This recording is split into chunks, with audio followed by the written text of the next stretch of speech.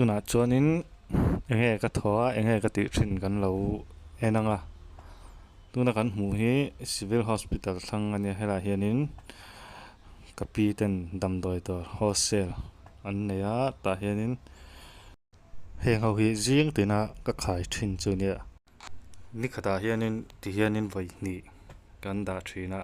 voi khata hianin som pahni hi ka phur thina motora hianin kara tia tui ka khai na lama hianin ka ban thi a sei vek toin ka sia a sek li tuk ran chuang si lo mo masala a san pa gym ka lai chun hetia jing tin tu hian khai ta ka chuanin claim chu ban sek chuam ve dewa kha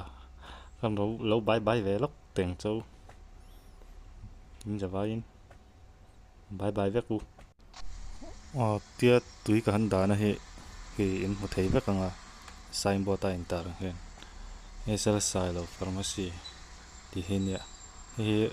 wholesale chau ingan pe chu kha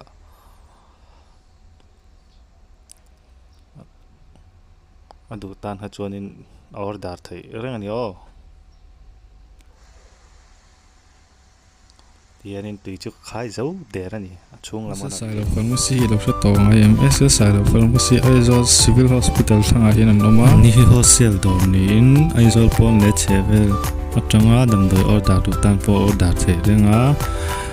chuanin an mani na don lam hman lo ni pin an simokal tor thleng da sak thei bok mani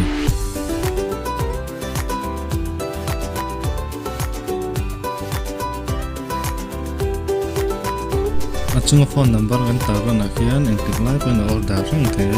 lo dor la chep don nia kal thei ta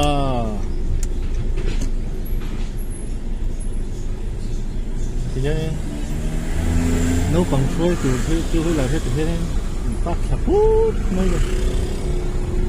he lai sakla mai no ma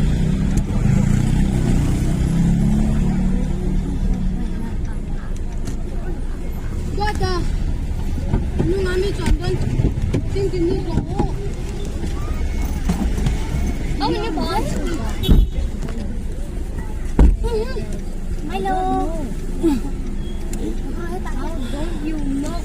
Ka, ikal sak it boka taro.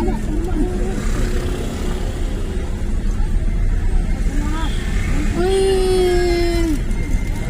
Lalpat film zi.